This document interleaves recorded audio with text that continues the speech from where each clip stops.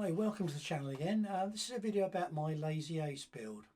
It's not a detailed build video, but focusing on my personal experience and the changes I made from the original design.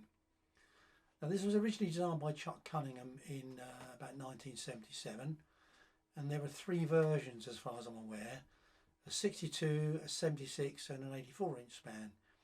I've built the 76-inch version. Now, many have been built, and I found build blogs on different forums and quite a few flight videos on YouTube. I think many people have made changes to their build, most commonly to the way that the wings and undercarriage are fixed, utilising wing bolts and dowels in place of elastic bands. Chuck himself did release an update to give some detail on doing this. So, looking at the plan, one of the first things I decided to change was the orientation of the engine. I wanted the finished model to have the appearance of a British World War I style aircraft, and so for me the engine was going to have to be inverted, and fortunately there's plenty of room under here to do that. And in fact, you'll see I've extended the cowling all the way down there, so the engine is completely covered. Next consideration, what size engine to use. The original apparently had a 61 two-stroke, which I have to say seems quite small for the size of aircraft. However, that apparently was about the larger size engine readily available at the time, according to Chuck. His finished model also weighed in at 9.5 pounds, which again seems really quite light for the size of model. Again, Chuck did suggest options for larger engines when they became available. Now, I've gone for an ASP 180 4-stroke. I really think you can't beat a 4-stroke in this type of model. So here's some images of the front end under construction with the engine inverted.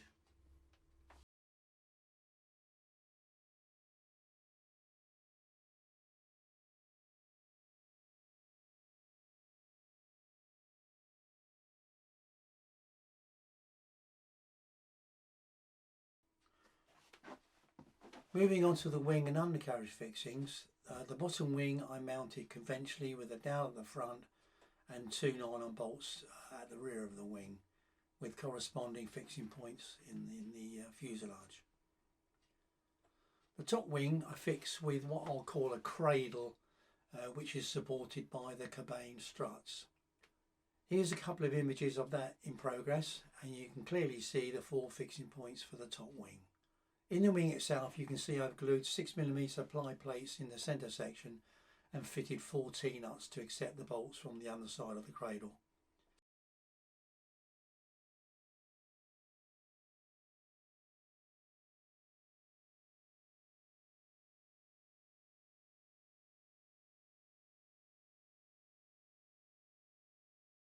And a quick word about the interplane struts. Now, on the plan, I think there's a minor indiscretion because the wing spars for the top and bottom wing are 90mm apart, centre to centre, and sure enough, at the bottom of the interplane struts there's a 90mm gap between the two fixing points. However, at the top it's only 86mm. So clearly that won't fit. So I redrew that very slightly, and you can see my outline in pink, so that then the top is 90mm wide, same as the bottom, and that all worked out fine in practice. Another minor change I made was to put a servo in each wing, which I think pretty much everybody's done, rather than using a central servo and then torque rods and bell cranks. Now, with respect to the undercarriage, as I said earlier, it was originally sprung by rubber bands, but I wanted to go for something a little bit more robust and longer lasting, I thought. So I've utilised springs, and here's my arrangement, as you can see, with a couple of springs.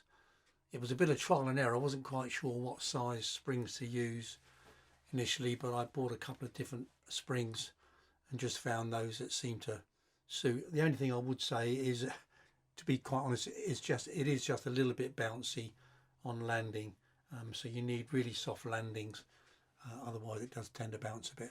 I might try perhaps some firmer springs, but it does the job. Another small addition I made is what I call my wingtip savers.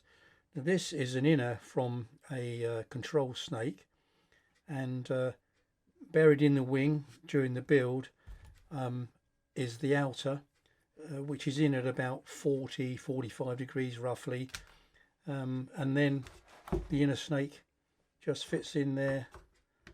You can change those, take them out, whatever, and that saves your wingtips should you have a bit of a bumpy landing. Okay, so a few pictures of the build along the way. The model was finished by covering with Oratex, which I found to be an excellent material, and while it is expensive, it's very easy to use and looks good when done. The aim was to emulate the look of a World War I aircraft, which hopefully I've achieved. I'll put a link in the description to a flight video so you can see the Lazy Ace in action. Hope you enjoyed that video.